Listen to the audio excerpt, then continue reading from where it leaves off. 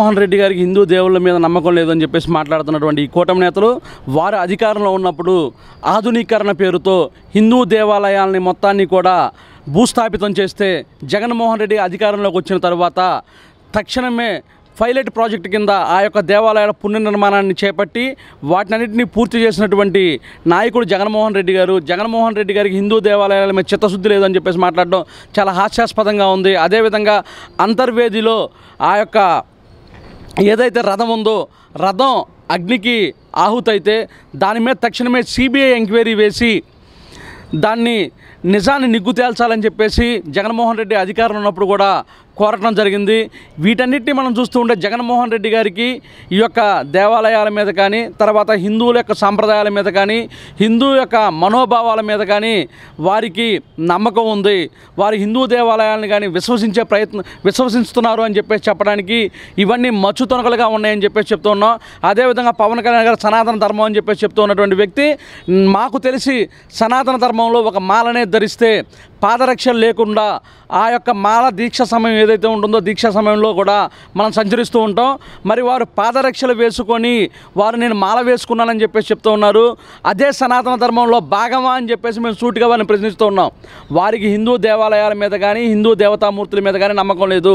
వారికి సినిమాల్లో కదా మనం ఏదైతే ఒక 5 నిమిషాలు నటించేసి పక్కకు వెళ్ళిపోతాం, అదేవిధంగా వారు కెమెరాల ముందుకు వచ్చి ఈ యొక్క నటనే చేస్తున్నారు తప్పితే నిజ జీవితంలో కూడా రాజకీయ జీవితం కూడా ఆయన నటనే చేస్తున్నాడు తప్పితే ప్రజల మీద ఏ విధమైన చిత్తశుద్ధి లేదు. అదేవిధంగా ఈ యొక్క వరదల్లో కూడా విజయవాడలో ఆయనకు ఓటేసి కూటమి నేతను గెలిపించుకున్నటువంటి ప్రజలు మేము పవన్ కళ్యాణ్కి ఎందుకు ఓటేసామా అని చెప్పేసి అనుకునే పరిస్థితికి ఆయన తీసుకొచ్చారు. ఎందుకనంటే అక్కడ రాత్రి పగళ్ళు తినడానికి తిండి లేక నీళ్ళలో చిక్కుపోయినటువంటి జనాలను పరామర్శించే ప్రయత్నం కూడా చేయకుండా దానికి ఆయన చెప్పిన సాకు ఏంటయ్యా అంటే నేను వస్తే జనాలు విపరీతంగా వచ్చేస్తూ ఉంటారు, అక్కడ దాన్ని కంట్రోల్ చేయడం పోలీస్ వ్యవస్థ వల్ల కాదు అని చెప్పేసి చెప్తూ ఉన్నారు.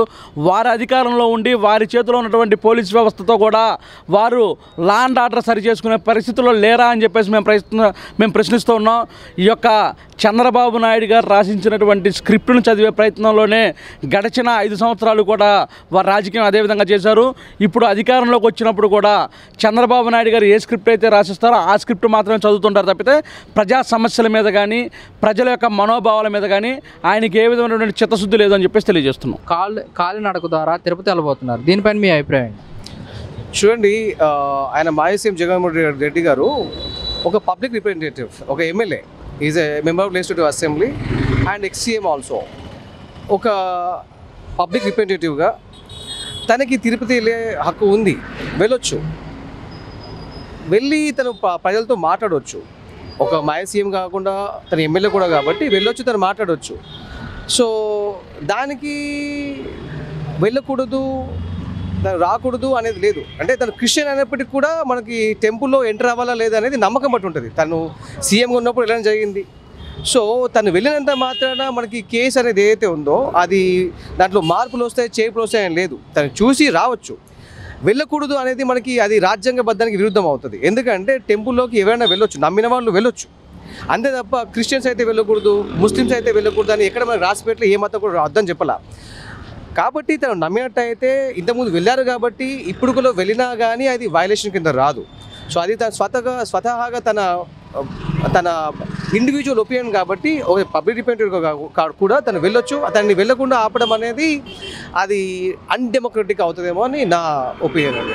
650 సంవత్సరాల చరిత్ర గల ఆ మండపాన్ని నువ్వు పూర్తిగా నేలమట్టం చేసావు. ఎందుకు చేసావంటే అభివృద్ధి భాగంగా నేను చేశానని చెప్పావు. నువ్వు చేసినోడివి మళ్ళీ కట్టాలి కదా, మళ్ళీ ఎందుకు పునర్నిర్మించలేదు? అప్పుడు హిందువుల మనోభావాలు దెబ్బతీయలేదా? అప్పుడు హిందువుల మనోభావాలు శ్రీవారికి ఆటంకం కలగలేదా? దాని తర్వాత రీసెంట్గా 2014లో నువ్వు ముఖ్యమంత్రి అయిన తర్వాత ప్రపంచంలో అత్యంత విలువైన వజ్రం ఏదంటే కోహినూరు వజ్రం, దాని తర్వాత అత్యంత విలువైన వజ్రం ఏదంటే పింక్ డైమండ్. అలాంటి డైమండ్ నువ్వు ముక్కలు చేసి నీ మనవడు వేలుకు తొడిగింది నిజం కాదా? మరి దాని మీద సిబిఐ దర్యాప్తు తీయగలవా? అసలు ఈ 1000 గళ్ల మండపాన్ని నువ్వు ఎందుకు కూల్చావు? ఈ పింక్ డైమండ్ ఏమైంది? నీకై నువ్వుగా తిరుపతి దేవస్థానం అక్కడ అలిపిరిలో నీకై నువ్వు ఆత్మహత్య నిధి చేసుకున్నావు. ఈ ఘటనలన్నీ ఎక్కడ జరిగినాయి? తిరుపతి దేవస్థానం సాక్షి కాదా? అంటే తిరుపతి దేవస్థానం యొక్క ప్రతిష్టను దిగజార్చింది ఎవరు? తిరుమల తిరుపతి దేవస్థానం యొక్క ప్రతిష్టను పెంచింది ఎవరు, దిగజార్చింది ఎవరు? ఇప్పుడు ఎంత పైశాచికం, ఎంత దారుణం, ఎంత హేయం అండి. నిజంగా ఇలాంటి మాటలు అంటే జుగుప్సకరంగా ఉంది. ఈ పవన్ కళ్యాణ్ అంటాడు హిందువులందరూ మేలుకోవాలి, అక్కడున్న పూజారులు, తిరుమలలో ఉన్న పూజారులను కూడా దీని ఇన్వాల్వ్ చేశాడు. పూజారులు ఏం చేస్తున్నారు, అక్కడ హిందువులు ఏం చేస్తున్నారు, అక్కడ లడ్డు తయారు చేస్తున్న వైష్ణవులు ఏం చేస్తున్నారు, అధికారులు ఏం చేస్తున్నారు, అక్కడ ఉన్న కార్యవర్గం మొత్తం ఏం చేస్తుంది అంటే ఈయనొక్కడే, ఈ పవన్ కళ్యాణ్ ఒక్కడే హిందూయిజానికి పేటెంట్ తీసుకున్న వ్యక్తి. మిగతా వాళ్ళందరూ హిందూయిజానికి వ్యతిరేకులు. హిందూయిజానికి ఏదో ఇతను హిందూయిజం కోసమే పుట్టినట్టు, ఆవు మాంసం తినండి, గోవు మాంసం తినండి, ఏం కాదు తినండి, మా నాన్నగారు చెప్పారు, మా నాన్నగారు దీపారాజంతో సిగరెట్ వెలిగించుకుంటాడు అని మొత్తం నీతులకు సొల్లు కప్పులు పెద్ద పెద్ద ప్రవచనాలు చెప్తాడు వీడు. పైగా వీడొచ్చేసి హిందూయిజానికి నేనే పేటెంట్ హక్కుని, హిందూయిజానికి నేను పెద్ద బ్రాండ్ అంబాసిడర్ని అన్నట్టు చెప్తాడు. ఇతను చేసేదేంటి, చెప్పేదేమో శ్రీరంగనూతులు, దూరేదేమో సానికొంపలో. హిందూయిజానికి ఎక్కడికే ఉందా పేరు? వెయ్యికళ్ళ మండపాన్ని కూల్చినప్పుడు నువ్వేమైపోయావు? ఆ పింక్ డైమండ్ నీ ప్రోత్సాహంతోనే ఆ రోజు చంద్రబాబు నాయుడు ప్రభుత్వం అధికారంలోకి వచ్చింది. పింక్ డైమండ్ ముక్కలు చేసి చంద్రబాబు నాయుడు వేలు తొడిగింది నిజం కాదా? దాని మీద సిబిఐ దర్యాప్తు వేయగలరా?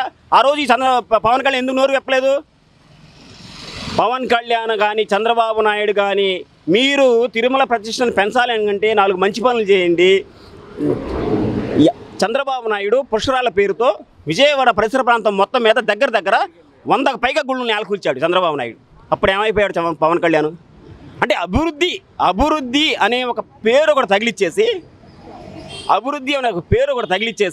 నువ్వు ఏమైనా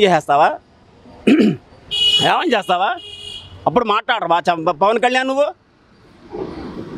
అంటే ఇప్పుడు వచ్చేసి తిరుమల ప్రతిష్టను తగ్గిపోయిందని చెప్పేసి ఆ నెపం జగన్మోహన్ రెడ్డి గారి మీద వేస్తే, జగన్మోహన్ రెడ్డి గారు నమ్మే హిందూ అభిమానులు ఎవరైతే ఉన్నారో ఆటోమేటిక్గా దూరం అవుతారు, ఆ ఓటు మనకు వస్తుంది.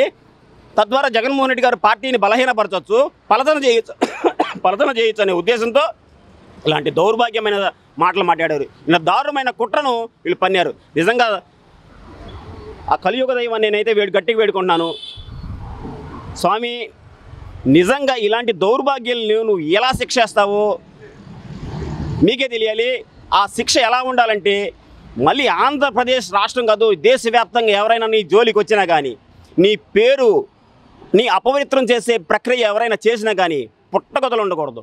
అలాంటి శిక్ష వేయాలని చెప్పేసి ఈ కలియుగ దైవం వెంకటేశ్వర స్వామిని అయితే నేను గట్టిగా కోరుకుంటున్నాను, నేను గట్టిగా ప్రార్థిస్తున్నాను కూడా. ఎందుకంటే నీకు మంచి చేయాలనుకుంటే ప్రజలకు 4 మంచి పనులు చేయి. మానవ సేవే మాధవ సేవ అంటారు కదా, నీ ప్రవచనాలు ఇదొక ప్రవచనం కదా, మానవ సేవే మాధవ సేవ అంటావు కదా. మానవ సేవ చేయి. నువ్వు వచ్చావు 100 రోజులైంది, ఇది మా మంచి ప్రభుత్వం, ఇది మా మంచి ప్రభుత్వం కాదు, ఇది ముంచే ప్రభుత్వం, ప్రజలను ముంచిన ప్రభుత్వం, ఇది ప్రజలను ముంచిన ప్రభుత్వం. అలాగే దేవుణ్ణి కూడా ముంచిన ప్రభుత్వం ఈ కూటమి ప్రభుత్వం. ఈ కూటమి ప్రభుత్వం వచ్చిన దగ్గర నుంచి ప్రజలు కుదేలైపోయారులే కానీ ఏ ఒక్కడైనా సరే నేను ఆర్థికంగా బాగుపడ్డాను, నేను ఆర్థికంగా నాకు ఆలంబన లభించింది, నాకు ఈ విద్యాపరమైన ఈ రకమైన ఇది వచ్చిందని చెప్పేసి ఏ రోజైనా ఏ ప్రజల చేత అనిపించొద్దాం. పూర్తిగా స్టీల్ ప్లాంట్ వ్యవహారం, వరద యొక్క ముప్పు ప్రాంతం యొక్క వ్యవహారం, ఈ బాలికల యొక్క వీడియో 350 మంది వీడియో గుడ్లవల్లేరులో ఏదైతే వీడియో ఉందో ఆ వీడియోను మార్చే విధంగా ప్రతి ఒక్క రాష్ట్రంలో అలుముకున్న ప్రతి ఒక్క సమస్యని మీరు రూపుమాపడానికి, దాన్ని మర్చిపోవడానికి, చేయడానికి కోసమే ఈ శ్రీ తిరుమల శ్రీవారిని యొక్క లడ్డూని యొక్క తెర మీద తీసుకొచ్చారు. కానీ ఏ విధమైన దీంట్లో తప్పు జరగలేదు. నిజంగా హిందూయిజానికి పెట్టింది పేరు వైఎస్ జగన్మోహన్ రెడ్డి గారు, హిందూయిజాన్ని ప్రతిష్ట పెంచింది వైఎస్ జగన్మోహన్ రెడ్డి గారు, హిందూయిజానికి నిజంగా దేశవ్యాప్తంగా మన వైపు తలెత్తి చూసేలా చేసింది వైఎస్ జగన్మోహన్ రెడ్డి గారు. ఒకసారి విజయవాడ ఆ కర్కట ప్రాంతం వెళ్ళి చూస్తే సీతమ్మవారి పాదాలు అక్కడ దేవాలయం మొత్తం నేలమట్టం చేసావు నువ్వు. ఆ దేవాలయాన్ని దమ్మున లీటర్గా కట్టించింది జగన్మోహన్ రెడ్డి గారు. ఎవరు వీళ్ళు అధికారంలోకి వచ్చిన దగ్గర నుంచి ఏ రోజైనా ఒక్క దేవాలయం కట్టించారన్న ఒక్కటి చూపించండి. కాబట్టి ప్రజలైతే ఇది పూర్తిగా ఎట్టి పరిస్థితుల్లో నమ్మే పరిస్థితుల్లో లేరు, నమ్మరు కూడా. మీరేమైనా మంచి చేయాలి, జగన్మోహన్ రెడ్డి గారిని పలుసన చేయాలి, ఆయన ప్రతిష్టను దిగజార్చాలనుకుంటే జగన్మోహన్ రెడ్డి గారిని మించిన పనులు చేయండి, జగన్మోహన్ రెడ్డి గారి మరిపించే పనులు చేయండి. అప్పుడు ప్రజలు మిమ్మల్ని నమ్ముతారు. కానీ ఇలాంటి అపవాదులు, దేవుడు మనుషులు అని కాకుండా ఇలాంటి అపవాదులు ఎన్ని చేసినా సరే సస్యమీర ప్రజలు మిమ్మల్ని నమ్మే పరిస్థితులు లేరు.